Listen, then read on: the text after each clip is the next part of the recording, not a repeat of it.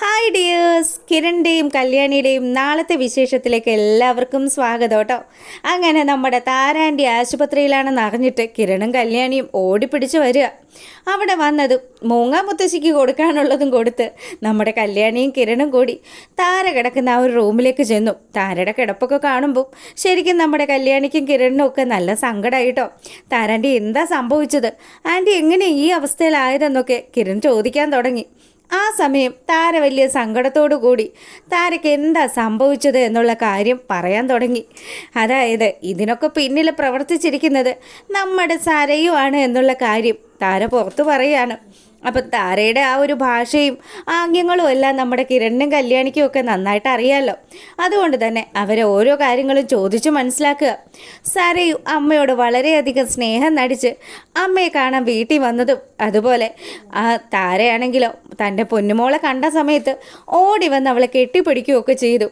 എത്ര കാലമായി അമ്മയ്ക്ക് ഇങ്ങനെ മോളെ ഒന്ന് ചേർത്ത് നിർത്താൻ വേണ്ടിയിട്ട് ഇങ്ങനെ കാത്തിരിക്കാൻ തുടങ്ങിയിട്ട്. എന്തായാലും ആ ഒരു ദിവസം താര ഒരുപാടധികം സന്തോഷത്തിലായിരുന്നു. അങ്ങനെ തൻ്റെ പൊന്നുമോളെ മാറോട് ചേർത്ത് നിർത്തി നമ്മുടെ താര അങ്ങനെ ആശ്വാസം കാണുക. ഈ സമയമാണെങ്കിൽ അമ്മയാണെന്നൊന്നും നോക്കാണ്ട് ശരിക്കും താരയെ കൊല്ലാനുള്ള പദ്ധതിയൊക്കെ ആയിട്ടാണ് നമ്മുടെ സരയു വീട്ടിലേക്ക് എത്തിയിരിക്കുന്നത്.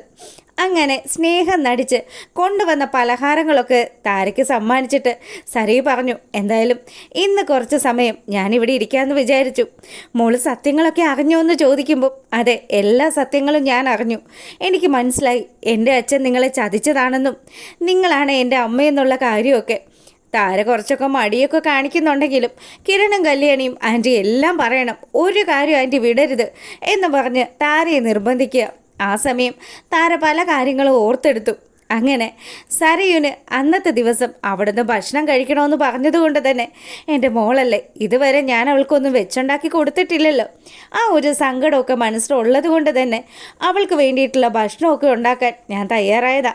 അങ്ങനെ സരയു അവിടെ എന്നെയും കാത്ത് അവൾ ആ ഒരു റൂമിൽ അങ്ങനെ ഇരുന്നു. ഈ സമയവും നമ്മുടെ താരയ്ക്ക് തലയ്ക്ക് നല്ല വേദനയൊക്കെ ഉണ്ടാവുന്നുണ്ട്. നല്ല ഒന്നാം തരം ഇരുമ്പ് ഒടി വെച്ചിട്ടാണ് താരയുടെ തല തല്ലി പൊളിച്ചിരിക്കുന്നത്. എന്തായാലും ഇത്രയും വലിയൊരു ക്രൂരത ചെയ്യാനായിട്ട് ആ ബഗാസുരന് പിറന്ന ഈ സരയുന് മാത്രമേ സാധിക്കുകയുള്ളൂ. അങ്ങനെ താര പല കാര്യങ്ങളും വീണ്ടും നമ്മുടെ കല്യാണിയോടും കിരണിനോടും സംസാരിക്കാൻ തുടങ്ങി. അപ്പം താരയുടെ ആ ഒരു ആംഗ്യത്തിൽ നിന്നും അവർക്ക് മനസ്സിലായി എന്തായാലും സരയുൻ്റെ ഉദ്ദേശം മറ്റേതായിരുന്നു. അതായത് എങ്ങനെയെങ്കിലും തൻ്റെ അമ്മയെ ഇല്ലാതാക്കുക എന്നുള്ള ആ ഒരു ലക്ഷ്യം, അതുമായിട്ടാണ് അവൾ ആ ഒരു വീട്ടിലേക്ക് വന്നത്. ഭക്ഷണം പാകം ചെയ്ത് അതും വളരെ സന്തോഷത്തിൽ നിൽക്കുന്ന നമ്മുടെ താരയുടെ പിന്നാലെ സരയു വരുന്നതും സരയു ഒരു വടി ബാക്കിൽ കരുതിയിട്ടുണ്ട്. അപ്പോൾ ഈ ഒരു വടി വെച്ചിട്ട് നമ്മുടെ താരയെ ആക്രമിക്കുന്നതും ഒക്കെയാണ് സംഭവിച്ചത്. വള്ളി പുള്ളി തെറ്റാണ്ട് കിരണിനോടും കല്യാണിയോടും നടന്ന കാര്യങ്ങളൊക്കെ താര പറയുന്ന സമയം, ആൻറ്റി എനിക്കറിയാം അവൾ എത്രമാത്രം ദുഷ്ടത പിടിച്ചവളാണെന്ന്. അവളുണ്ടല്ലോ കുട്ടിക്കാലം മുതലേ എന്തെങ്കിലും ഒരു കാര്യം മനസ്സിൽ കരുതിയാൽ അല്ലെങ്കിൽ ഇനി ആരോടെങ്കിലും ഒരു ദേഷ്യം തോന്നിയാൽ തന്നെ അവളൊന്നും തന്നെ അങ്ങ് മാറ്റിവെക്കില്ല. ആ കാര്യങ്ങളെല്ലാം ചെയ്തു തീർത്തിട്ട് മാത്രമേ അവൾ അടങ്ങിയിരിക്കുള്ളൂ. ഇപ്പം അവൾ സത്യങ്ങളൊക്കെ അറിഞ്ഞ സ്ഥിതിക്ക് ആൻറ്റി ഇനിയും അവളുടെ ഭാഗത്ത് നിന്ന് പല ആക്രമണങ്ങളും ഉണ്ടാവാം. ആൻറ്റി എല്ലാം കരുതി തന്നെ ഇരിക്കണം. ഇതിനുള്ളത് ഞങ്ങൾ അവൾക്ക് കൊടുത്തോളാന്ന് പറഞ്ഞ് നമ്മുടെ കിരൺ അവിടെ നിന്ന് ഇറങ്ങാൻ തുടങ്ങുക. ഈ സമയമാണെങ്കിലോ നമ്മുടെ മനുവിനെ രാഹുലും അതുപോലെ ശാരിയും ചേർന്ന് വളഞ്ഞു. എടാ സത്യത്തിൽ എന്താ, എൻ്റെ മോള് കുറച്ചു മുന്നേ എന്നോട് ശോഭിച്ചാണല്ലോ സംസാരിച്ചത്. ദേ നീ ഇനി അവൾക്ക് വല്ലതും പറഞ്ഞു കൊടുത്തിട്ടാണോ? എടാ സത്യം പറയ്. അയ്യോ നിങ്ങളെക്കുറിച്ച് എന്ത് പറയാനാ, നിങ്ങളെക്കുറിച്ച് ഒന്നും പറയേണ്ട ആവശ്യം എനിക്കില്ല. അവളെ ബുദ്ധിയുള്ളവളാണ്, നിങ്ങളെപ്പോലെ അല്ലാതെ മന്ന ബുദ്ധിയൊന്നും അല്ല. അവൾക്ക് അത്യാവശ്യം കാര്യങ്ങളൊക്കെ മനസ്സിലായിട്ടുണ്ടെന്നാണ് എനിക്ക് തോന്നുന്നത്. എടോ താൻ തൻ്റെ ഭാര്യയും മകളെയും ഒക്കെ ചതിച്ചിട്ട് അതിൻ്റെയൊക്കെ പേരിൽ താൻ എന്നെ ക്വസ്റ്റ്യൻ ചെയ്യാൻ വന്നിട്ട് എന്താണോ പ്രയോജനം? ഒരു പ്രയോജനവും ഇല്ല. തന്നെ പോലെയുള്ളൊരു മനുഷ്യനുണ്ടല്ലോ ഈ ഭൂമുഖത്ത് വേറെ ഉണ്ടാവില്ല. പാവം മിണ്ടാപ്രാണിയായിരിക്കുന്ന ഒരു സ്ത്രീയല്ലേ താൻ ഉപദ്രവിച്ചത്. എന്നിട്ടും തനിക്ക് സമാധാനമായോ? ഇല്ല. തന്നെ ജീവന് തുല്യം സ്നേഹിച്ച ഭാര്യയെയും താൻ ചതിച്ചില്ലേ? എന്നിട്ടും തനിക്ക് വല്ല നേട്ടം ഉണ്ടായോ? ഒന്നും ഉണ്ടായില്ല. ഇപ്പം പൊന്നുപോലെ നോക്കിയ തൻ്റെ മോള്. അവൾ തന്നെ തള്ളി പറഞ്ഞില്ലേ, ഇപ്പോഴാടോ താൻ ശരിക്കും അനുഭവിക്കുന്നത്. താൻ ഇതൊന്നും അല്ല അനുഭവിക്കാനുള്ളത്, ഇനിയും തനിക്ക് കിട്ടുമെന്നും പറഞ്ഞ് മനു അവിടെ നല്ല സന്തോഷത്തിൽ നിൽക്കുക. ഈ സമയമാണെങ്കിലോ നമ്മുടെ കിരണും കല്യാണിയും കൂടി ആശുപത്രിയിൽ എത്തിയ വിവരങ്ങൾ മുഴുവനും പ്രകാശനോടും അതുപോലെ നമ്മുടെ വിക്രത്തിൻ്റെ അടുത്തും സംസാരിക്കുകയാണ് മൂങ്ങാമുത്തശ്ശി. അമ്മൂമ്മ എല്ലാ കാര്യങ്ങളും പറയുന്നത് കേൾക്കുമ്പം വിക്രം ആണെങ്കിലോ, എന്തിനാ അമ്മമ്മേ അവളോട് പണത്തിൻ്റെ കാര്യം സംസാരിക്കാൻ പോയത്? ദേ നമുക്ക് ഇച്ചിരിയെങ്കിലും ആത്മാഭിമാനം വേണം. എടാ മോനെ, നിൻ്റെ അച്ഛനെ എങ്ങനെയെങ്കിലും രക്ഷിക്കണ്ടേടാ. അതിന് അവളുടെ കാല് പിടിക്കാനേ എനിക്ക് തോന്നിയുള്ളൂ. എന്നിട്ട് കാല് പിടിച്ചിട്ട് അവളിങ്ങ് തന്നല്ലോ അല്ലേ? അവൾ എങ്ങനെ തരാനാ? നിൻ്റെ അച്ഛൻ ഒരല്പം പോലും സ്നേഹം അവളോട് കാണിച്ചിട്ടില്ലല്ലോ. അങ്ങനെയുള്ള സ്ഥിതിക്ക് അവൾ എങ്ങനെ കാശ് തന്ന് സഹായിക്കും?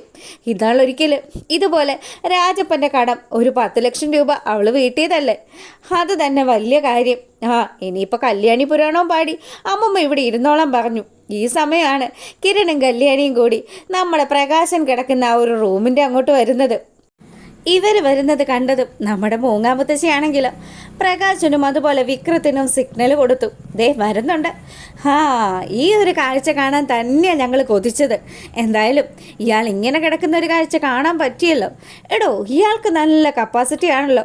ഇത്രയും സംഭവങ്ങളൊക്കെ ഉണ്ടായിട്ട് തൻ്റെ ഹൃദയം എന്താടോ നിലച്ചു പോകാത്തതെന്ന് കിരൺ കളിയാക്കിക്കൊണ്ട് ചോദിക്കുമ്പം ശരിക്കും നമ്മുടെ പ്രകാശന് ദേഷ്യം വരിക. അതെ, നിനക്കൊക്കെ ഇവിടെ എന്താ കാര്യം? നിന്നെയൊക്കെ ആരും ഇങ്ങോട്ട് ക്ഷണിച്ചത്? ഞാൻ പറഞ്ഞോ വയ്യാണ്ടിരിക്കുന്ന എന്നെ വന്ന് കാണാനായിട്ട്? ആ രീതിയിലൊക്കെ പ്രകാശൻ സംസാരിക്കുക. അന്നേരം കല്യാണി ഏറ്റുപിടിച്ചു. കണ്ടില്ലേ, അയാളുടെ അഹങ്കാരത്തിന് ഒരു കുറവുമില്ല. ഇത്രയൊക്കെ കിട്ടിയിട്ടും അയാൾ വല്ലതും പഠിച്ചോ? ഒന്നും പഠിച്ചിട്ടില്ല. ഇയാളെ പോലെയുള്ള ഒരു മനുഷ്യനെ എന്താ ചെയ്യേണ്ടത്? ആ സമയമാണെങ്കിൽ വിക്രം, എടീ നീയും ആ കാർത്തിക എന്ന് പറയുന്നവളും കൂടി ചേർന്നിട്ടുള്ള പണിയല്ലായിരുന്നോ ഇത്? എടി, അവളുടെ ആ കമ്പനി ഉണ്ടല്ലോ, അത് മെച്ചപ്പെടുത്താൻ വേണ്ടിയിട്ട് ഞാനും എൻ്റെ അച്ഛനും ഒക്കെ രാപ്പകലില്ലാണ്ട് അധ്വാനിക്കുകയാണ് ചെയ്തത്. എന്നിട്ട് അതിൻ്റെ ഷെയർ ചോദിച്ച് ചെന്നപ്പം അവൾ എന്നെ ആട്ടി ഇറക്കിയിരിക്കുന്നു. നീയാണല്ലോ ഇപ്പോൾ ആ കമ്പനിയുടെ ചെയർമാൻ. എന്തായാലും നീയും ഇവനും ഒക്കെ ആ കമ്പനി അധികം നാൾ ഭരിക്കില്ലടി. നിന്നെയൊക്കെ ഉണ്ടല്ലോ നിലത്തിറക്കും ഞാൻ. എടാ, ഇതിന് മുന്നേ നീയൊക്കെ പറഞ്ഞതല്ലേ കമ്പനി പൂട്ടിക്കുമെന്ന് പറഞ്ഞിട്ടേ. ഞാൻ അതിൻ്റെ താഴും താക്കോലും ഒക്കെ വാങ്ങി വെച്ചിരിക്കുകയെന്ന് കിരണ് പറയുക. ഈ സമയമാണെങ്കിൽ ഇതാ നമ്മുടെ വിക്രമാദിത്യൻ, ഇതേ നിന്നെയും നിൻ്റെ അമ്മയെയും അതുപോലെ ഈ നിൽക്കുന്ന നിൻ്റെ ഈ കെട്ടിയോനെയും ഒക്കെ ഉണ്ടല്ലോ നല്ലൊരു പാഠം ഞാൻ പഠിപ്പിക്കും. നിനക്കൊക്കെ അറിയാമല്ലോ എൻ്റെ ബാക്ക്ഗ്രൗണ്ട്. അറിയാടാ, നന്നായിട്ടറിയാം. അങ്ങനെ ഇവരെയൊക്കെ കുറിച്ചും ദീപയെക്കുറിച്ചും ഒക്കെ വളരെ മോശമായിട്ട് ഈ വിക്രം സംസാരിച്ചതും കല്യാണിയുടെ നിയന്ത്രണം തെറ്റുകയാണ്. അങ്ങനെ അവൾ നമ്മുടെ വിക്രമാദിത്യൻ്റെ കരണക്കുറ്റി നോക്കി ഒരു അടിയങ്ങ് വെച്ചു കൊടുത്തു. മുഖം അടച്ചു കിട്ടിയത് കൊണ്ട് തന്നെ പൊന്നീച്ചകളൊക്കെ പറന്ന് നമ്മുടെ വിക്രം ഇങ്ങനെ നോക്കി. എടി, നിന്നെ ഞാൻ വെറുതെ വിടില്ലടി എന്ന് പറഞ്ഞ് നമ്മുടെ വിക്രം അങ്ങനെ കല്യാണിയെ വെല്ലുവിളിക്കുക. ആ സമയമാണെങ്കിൽ കല്യാണി പറഞ്ഞു, എടാ നിന്നെ കൊണ്ടൊന്നും ഒരു ചുക്കും ചെയ്യാൻ പറ്റില്ല. നിന്നെ പോലെയുള്ള ഒരു അലവലാതി എൻ്റെ ആങ്ങളെയായി പോയല്ലോ എന്ന് ആലോചിക്കുമ്പോഴാടാ എനിക്ക് വിഷമം. എടി, നീ ഇപ്പം ഈ ചെയ്തതുണ്ടല്ലോ അത് നീ ജീവിതത്തിൽ ഒരിക്കലും മറക്കില്ല. ആ രീതിയിൽ നിനക്ക് ഞാൻ തിരിച്ചൊരു പണി തരും. അന്നുണ്ടല്ലോ നിന്നെയും ഈ നിൽക്കുന്ന ഭർത്താവിനെയൊക്കെ കത്തിക്കുന്നത് എൻ്റെ അമ്മയെന്ന് പറയുന്നവളുണ്ടല്ലോ, അവൾ കാണേണ്ടി വരുമോടി എന്ന് പറഞ്ഞ്.